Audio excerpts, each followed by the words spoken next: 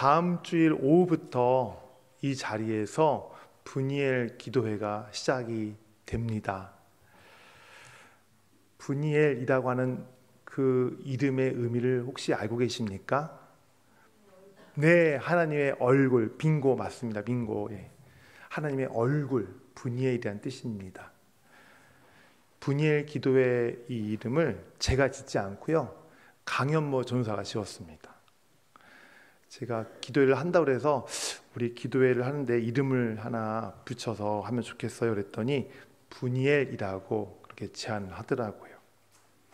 하나님의 얼굴, 그 자리에 성도들이 나오셔서 하나님의 얼굴을 대면하는 그러한 복된 자리, 귀한 자리, 은혜로운 자리가 되기를 바라는 마음에 우리 강 전사님이 분이엘 기도회라고 이렇게 지은 것 같아요. 잘 지었죠? 예, 참 잘 지었어요. 저는 이제 다음 주 분이엘 기도회를 앞두고 그 기도회가 기도회에 대해는 정말 복된 자리가 되려면 우리가 어떤 기도를 먼저 드려야 될까? 또 분이엘 기도뿐만 아니라 일상에 여러분들께서도 기도 많이 하시잖아요. 일상에서 기도할 때에도 하나님께 어떤 기도를 먼저 올려드리는 것이 합당할 것일까를 고민했어요. 그래서 오늘 말씀을 통해서 분이엘 기도에서든 우리가 일상에서의 기도의 자리에서든 하나님께 드려야 될 우리의 기도에 대해서 말씀을 전해드리려고 합니다. 오늘 본 말씀은 여러분께서 너무나 잘 알고 있는 말씀이지만 그래도 귀를 기울여주시길 바랍니다. 네, 아멘 하시는 거 조심하면 안 돼요. 네. 오늘 말씀에 보면 성도들이 너무 잘하는 장면이 나옵니다. 지금 이 야곱이 어디에 있어요? 야복 나루에 있어요. 거기 있는 이유가 있죠. 누구를 만나러 가기 위해서요? 맞아요. 에서를 만나러 가기 위해서, 형 에서를 만나러 가기 위해서 야복 나루에 지금 서 있는 거예요. 거기를 건너기만 하면 이제 곧 형 에서를 만나요. 20년 만에 만나는 거예요. 그런데 야곱은 마음이 불편하고 두려워요. 왜요? 에서와 별로 좋지 않은 과거가 있기 때문이죠. 20년 전에 야곱이 형 에서의 장자권도 석에서 뺏었죠. 그리고 가장 또 그 뭐라 그럴까요? 하이라이트? 예, 가장 그 최고점이 뭐였어요? 예, 축복권을 야곱이 형을 속여서, 아버지를 속여서 뺏는 일이 있었어요. 에서가 장자권을 뺏겼을 때는 가만히 있었거든요. 축복권을 뺏겼을 때는 아버지가 이제 죽을 때가 됐으니까 너 야곱 내가 죽이겠다고 별렀어요. 그것 때문에 야곱이 라반의 집으로 도망을 쳤습니다. 이렇게 도망을 친 지 20년이 흘렀지만 이제 야곱은 형을 만나러 가는 그 약복 나루터에서 여전히 두려운 마음을 갖고 있습니다. 더군다나 형이 자기를 만나러 오는데 혼자 오는 게 아니라 400명을 거느리고 온다는 거예요. 큰일 났습니다. 이거 형이 분명히 20년 전에 그 일 때문에 자기를 해코지 할 것이 불보듯 뻔했기 때문입니다. 두려움이 얼마나 심했겠습니까? 그래서 야곱이 어떻게 했어요? 형의 마음을 돌려보려고 가축들 가운데 많은 가축들을 셋대로 나눠가지고 형한테 먼저 보냈어요. 그리고 나서 이제 그 약복강 나루에서 밤을 지내고 있습니다. 형한테 보낼 예물을 다 보내고 나서 약복 나루에서 이제 다음날 해가 뜨면 건널길을 이제 기다리는데 잠이 안 오는 거예요. 왜요? 불안하니까. 잠이 안 와요. 이런저런 생각하다가 밤에 일어나서 22절에 보니까 어떻게 해요? 두 아내와 두 여종과 11아들을 인도하여 야복 나루를 건너가게 했어요. 아마 요셉은 이런 생각을 했던 것 같아요.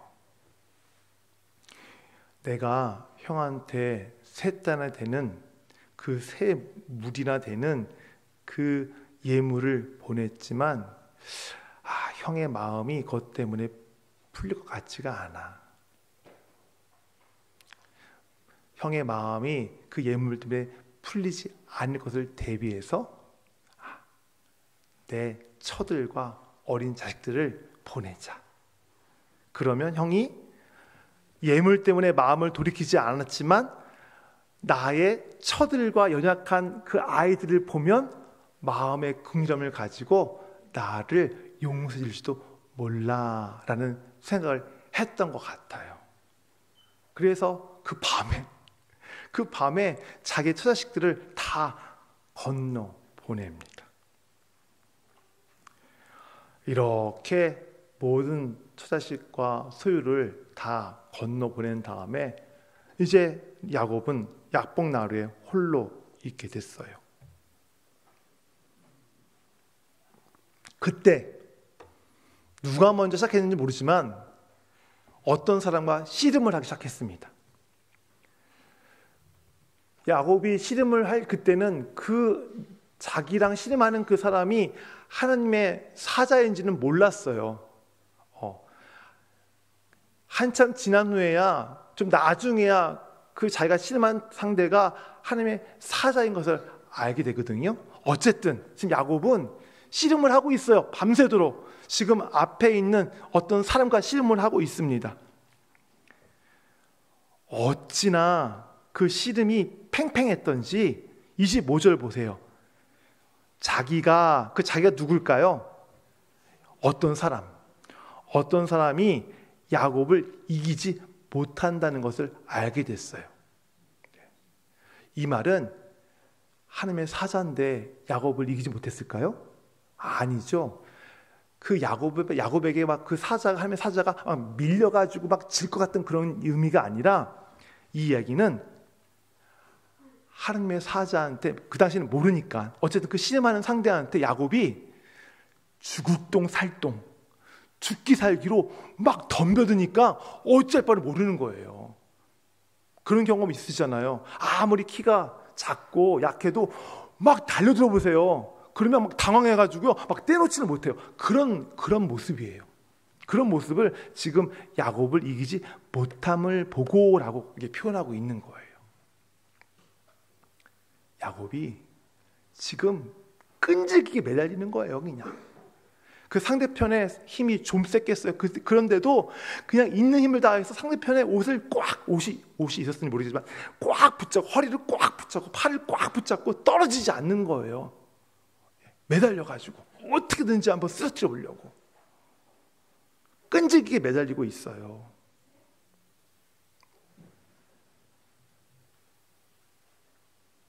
야곱이 자기와 씨름하는 사람이 어찌할 바 모르도록, 이게 밀어내지 못하도록 꽉 지금 매달리고 있는 그 모습은 야곱의 살아온 인생을 말해주는 거예요. 야곱은 태어날 때부터 매달리는데 선수였어요. 붙잡고 매달리는데 선수였어요. 태어날 때 누구 발꿈치를 붙잡고 태어나요? 형 에서를 발꿈치를 꽉 붙잡고 매달리고 태어나지 않습니까? 매달리지 않습니까? 나중에는 형 장자권에도 끈질기게 매달려요. 그 결혼할 때를 보십시오. 저 같으면 7년 일하고 아내 하나로 만족하겠어요. 근데 두 번째 라헬 얻겠다고 무려 7년, 도합 14년을 라반의 집에서 일을 하지 않습니까? 그 한번 필이 박히면 거기에 끈덕지게 매달리는 게 야곱이에요. 물론 그 바람에 그 때문에 이 라반의 집에서 성공을 거두긴 했지만 정말 그의 인생은 매달리는 데 선수였어요. 매달리는 거. 지금 약복강에서는 뭐에 매달려요? 자기 형의 복수를 피해서 자기 목숨 부지하는 것에 매달리고 있어요.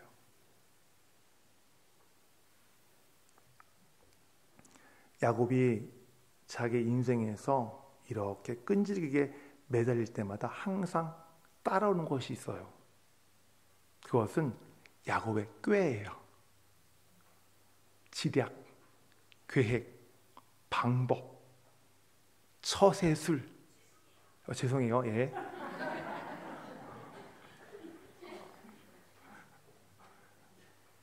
그 다음에 힘. 그것이 항상 야곱이 뭔가를 정해놓고 거기를 끈질게 매달리면 항상 그것이 같이 따라와서 그것을 기어이 얻고야 말았어요. 장자권도 그랬죠. 아내도 그랬죠. 아버지 축복도 그랬죠. 자기보다 더 사기꾼 같은 그 삼촌 라반의 집에서 재산을 불려갖고 나오잖아요.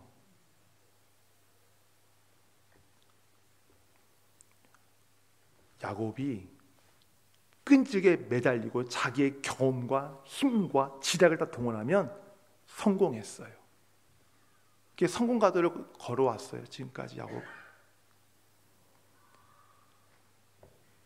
사실 야곱이 형 에서에게 예물을 보낸 것도 밤중에 일어나서 자기의 처자식들을 먼저 건너 보낸 것도 사실은 야곱이 다 머리를 굴려가지고 세운 계획들이에요.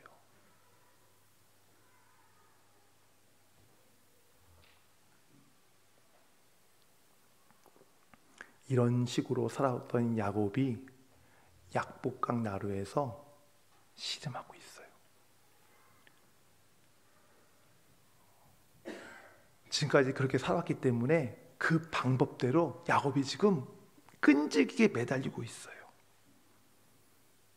그러면 늘 성공했거든요. 그래서 그때도 야곱은 자기가 이길 줄 알았을 거예요. 그러나 어땠어요? 약복 나루에서는 그 방법이 통하지 않았어요. 하나님의 사자가 어떻게 합니까? 오늘 25절에 보니까 중간에 그가 야곱의 허벅지 관절을 어떻게 했어요? 치매. 야곱의 허벅지 관절이 그 사람과 씨름할 때에 어긋났더라, 골절되었더라, 부러졌더라. 그가 야곱의 허벅지 관절을 치매라고 할 때 그 치매, 그거는 있는 힘을 다해서 팍 때리는 그런 침이 아니에요. 살짝 건드리는 거예요.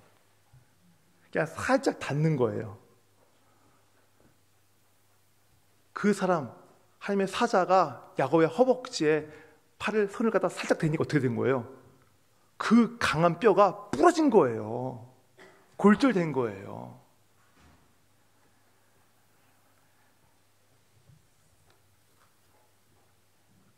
하나님은 이렇게 야곱의 허벅지 뼈를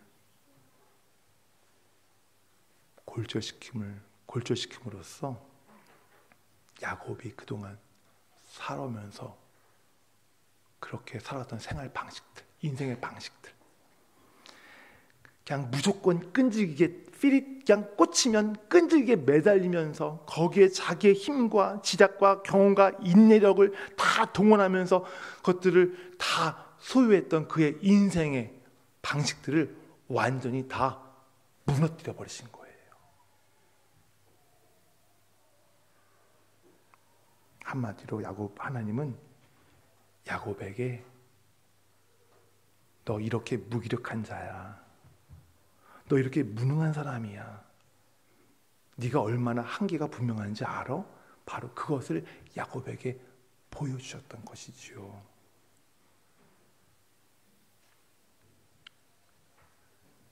우리 상상 한번 해볼까요? 만약 야곱이 약복강 나루에서 하나님께 이러한 것들을 그가 보지 못하고 그 다음날 날이 밝아서 에서를 만났어요. 에서를 만났는데 형이 반갑게 맞이해주는 거예요. 그럼 야곱이 어떤 마음을 가졌을까요? 상상 한번 해보세요. 이런 마음 이런 마음 아니었겠어요? 야, 내가 라반의 삼촌 집에서 죽을 고생하면서 모았던 그 예물을 내가 형한테 보냈더니 그 형이 그것을 받고 마음이 풀어졌구나. 그렇게 생각 안 했겠어요? 내가 형이 혹시 마음이 풀어질지 안 풀어질지 몰라서 내 처자식들을 보냈는데 아마 내가 보낸 처자식 때문에 형의 마음이 풀어졌구나. 그렇게 생각하지 않았겠어요? 그러면서 역시 나는 야곱이야. 내 계획대로 내 생각대로 하니까 다 되네. 나는 참 똑똑한 사람이야. 지혜로운 사람이야. 스스로를 자랑하지 않았겠습니까? 그런데 하나님은 야곱의 허벅지뼈를 부러뜨림으로써 야곱은 너무나 무력하고 무기력하고 한계가 있다는 사실을 보여주시고 야곱 역시도 자기의 뼈가 부러진 걸 보면서 자기의 연약함을 직면하게 되었어요. 그가 어떻게 26절에서 말해요? 우리 같이 읽겠습니다. 26절 그가 이르되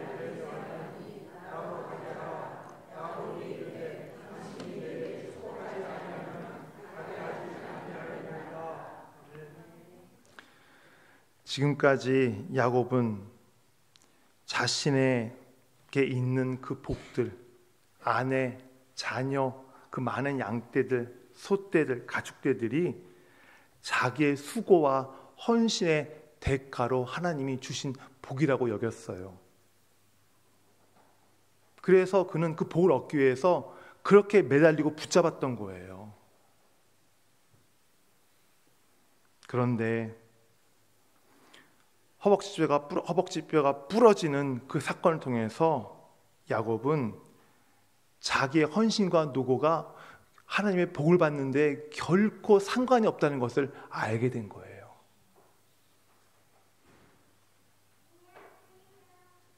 자기의 힘도, 자기에게 있는 어떤 지략도, 자기가 갖고 있는 경험이나 어떤 그 방법도 하나님의 복을 얻는데 조금도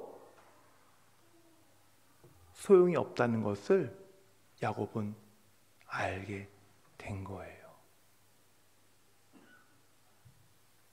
그래서 야곱이 뭘 구해요? 축복을 구하죠. 하나님의 복을 구하는 거예요. 다시 말하면 저는 무력합니다. 저는 아무것도 아니에요. 주의 복이 있어야, 주시는 복이 있어야 제가 살 수 있습니다. 주의 은혜를 구하는 거예요.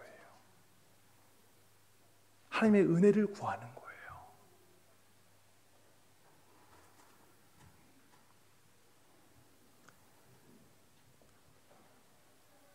우리의 진정한 기도가 언제부터 시작이 될까요?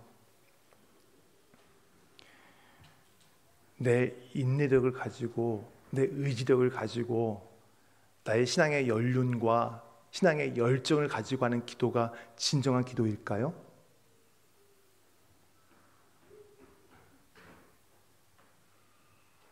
나의 그것을 바탕으로 한 기도가 진정한 기도일까요? 아니, 그렇지 않습니다. 우리의 진정한 기도는 하나님, 저 아무것도 아니에요. 야곱처럼 주님, 주의 은혜가 있어야 제가 비로소 살 수 있습니다 라고 하는 그 은혜를 구하는 기도, 바로 그 은혜를 하나님께 간구하는 기도, 바로 그 기도가, 그 은혜를 붙잡고 은혜에 의지하여 하나님께 구하는 기도가 바로 진정한 기도인 거예요.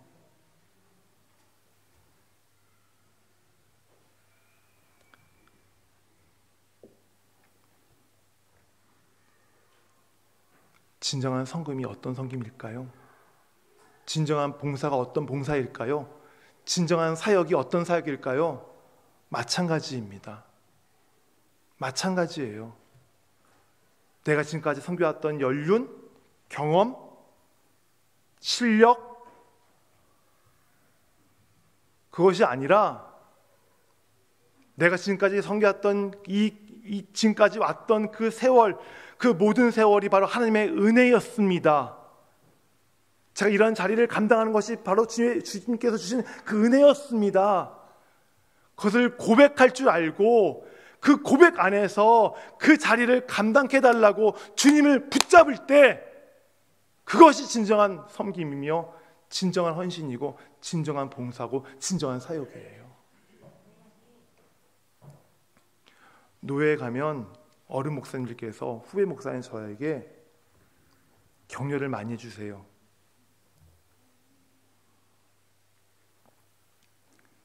칭찬을 하시는 게 가장 큰 격려이겠죠.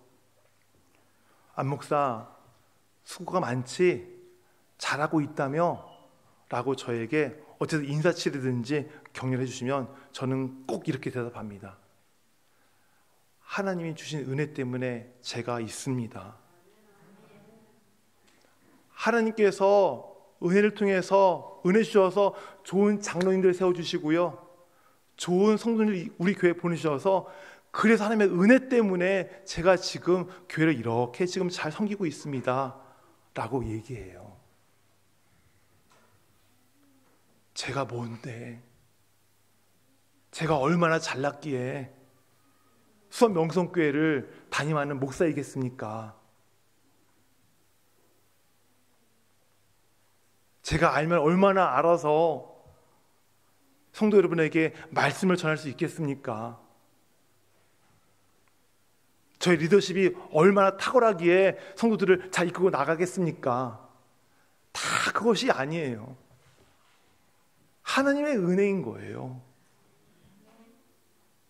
좀 부족해도, 좀 어눌해도, 좀 약해도 다 그것을 사용하시는 하나님의 은혜, 그 안에 충만한 하나님의 은혜가 있기 때문에 제가 그나마 지금까지 이렇게 이 자리에 설 수 있었던 것입니다. 제가 바라기에는 우리 성도들께서도 그랬으면 좋겠어요. 부족한 저를 따르라는 얘기는 아니고요, 우리 성도들께서도 각 자리에서, 각 기관에서, 각 봉사부서에서 다 섬기시는 귀한 분들이잖아요. 내게 좋은 목소리를 주신 은혜 때문에 내가 찬양대로 섬기고 있구나. 내게 주신 사랑이라는 은혜, 주신 그 은혜 때문에 내가 사랑을 가지고 내가 지금 교육부서를 섬기고 있구나. 내가 부족하지만 사람들을 돌아보는 그런 은혜를 주셨기 때문에 내가 이렇게 회장으로서 또 내가 우리 회원들을 섬기고 있구나. 정말 아는 것도 없고, 정말 내가 정말 너무나 부족하지만 구역장이라고 하는 그 자리에 은혜로 나를 세우셨기 때문에 내가 그 자리를 지금 감당하고 있구나. 그래, 하나님의 은혜야. 나는 아무것도 아니야. 주의 은혜가 있기 때문에 내가 지금 이 자리에서 내가 섬기고 있는 거야, 생각하고 있는 거야, 봉사하고 있는 거야 라는 그런 고백이 저에게서 나오고 우리 성도들 입술에서도 나오기를 소원합니다.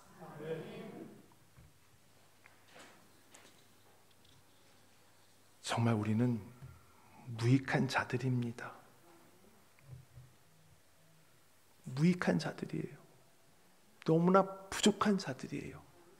연약한 자들이고요, 좀 심하게 말하면 아무짝에도 쓸모없는 자들이에요. 이런 우리를 비유하는 그 식물이 하나 있어요. 떨기나무. 이 떨기나무는요, 말이 좋아 나무지 작은 가시덤불 나무예요. 이 나무가 유일하게 사용되는 곳이 있습니다. 불 뗄 때. 불쏘시개로는 아주 좋은 나무예요. 그게 바로 저예요. 그게 바로 우리 여러분들이에요. 근데 출애굽기에 보면 하나님이 호렙산에서 모세를 부르실 때에 떨기나무 앞으로 부르시잖아요.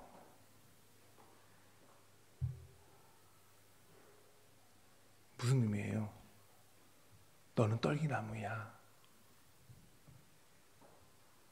네가 애굽 공주의 아들이고 네 친엄마가 기도하는 여인이고 네가 왕궁에 40년 동안 엘리트 코스를 밟아서 네가 최고라고 여기지만 넌 떨기나무야. 너의 본 모습이야 이게. 하지만 이런 모습 가운데에 하나님이 불길의 모습으로 임재하시잖아요. 탔어요, 안 탔어요? 안 탔어요.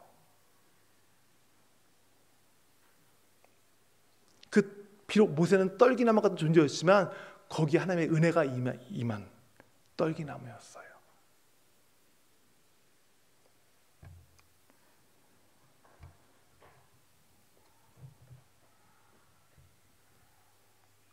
그래서 우리는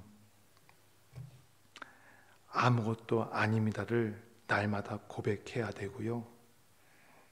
우리를 주장할 수 있는 것은 우리 안에 아무것도 없다는 것을 우리는 깨닫고 하나님의 은혜를 구해야 하는 것입니다.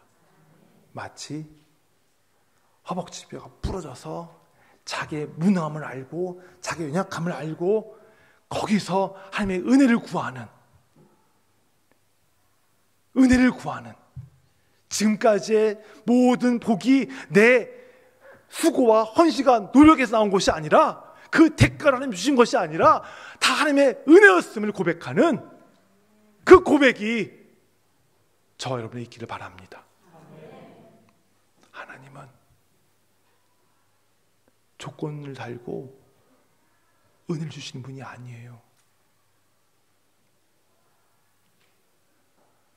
요셉이 형을 만나러 가기 전에 분명히 하나님께서 약속하셨거든요. 내가 반드시 내게 은혜를 베풀 것이다. 이렇게 말씀 안 하셨어. 이렇게 말씀하지 않으셨어요. 네가 형에게 예물을 보내면 내가 은혜를 베풀어 줄게. 네가 처자식을 포기하면 내가 은혜를 베풀어 줄게. 그런 조건을 달지 않으셨어요. 무조건이었어요. 내가 반드시 은혜를 베풀어 줄게. 요셉은 그렇게 하나님께 무조건적으로 은혜를 베풀어 준다는 그 말씀이 약속에도 불구하고 자기 예물 보내면, 자기 처자식 포기하면 하나님이 에서로부터 자기를 구원해 주시겠지라고 여겼던 것이죠.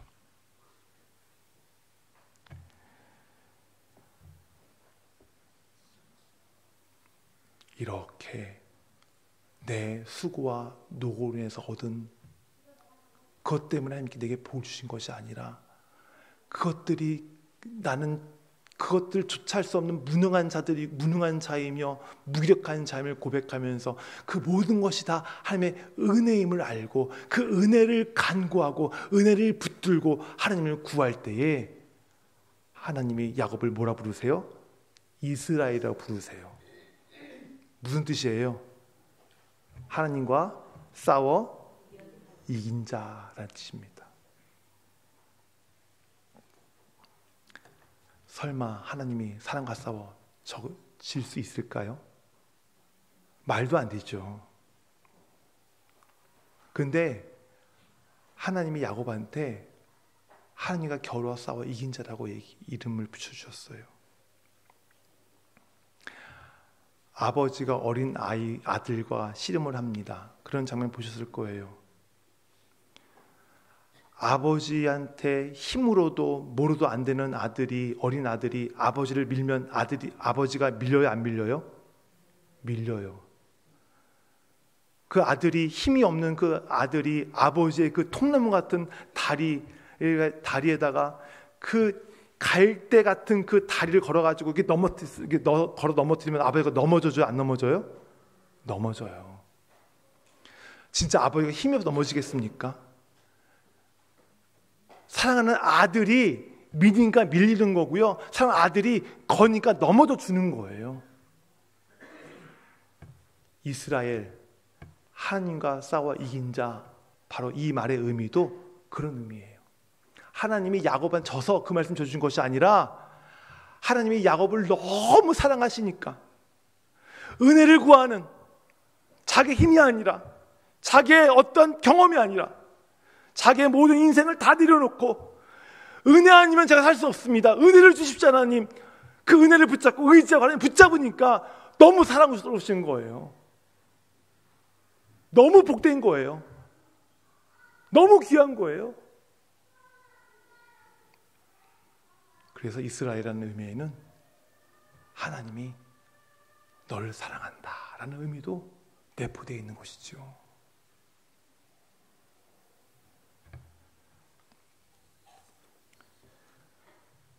처음에 우리가 분이엘 기도회에서 또 일상의 기도의 자리에서 우리가 어떤 기도를 드려야 될까라고 말씀을 드렸어요.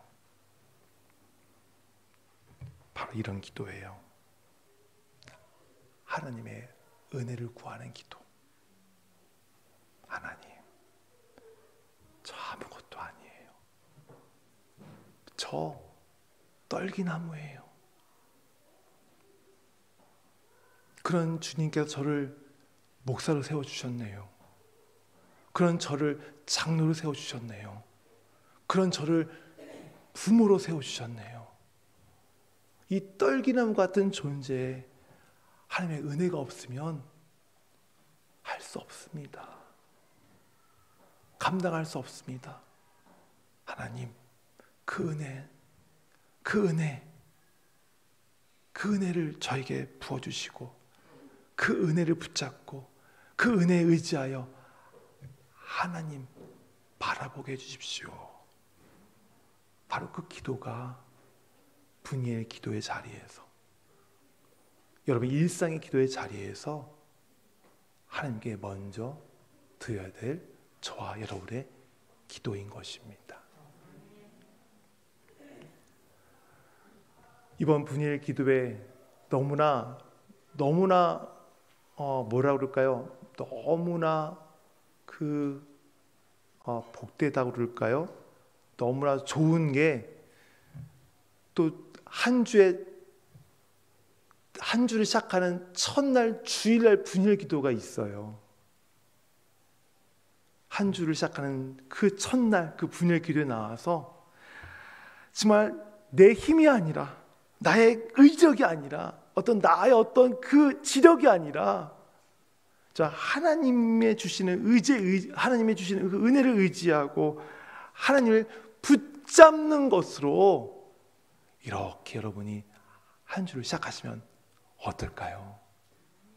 너무 좋지 않겠어요? 그런 자리에 초청을 합니다. 많이들 오세요? 네, 그리고 그 일상의 기도 자리에서 이렇게 하나님의 은혜를 날마다 구하는 그런 저 여러분의 기도의 자리가 되기를 소원합니다. 아멘. 우리 찬양할게요.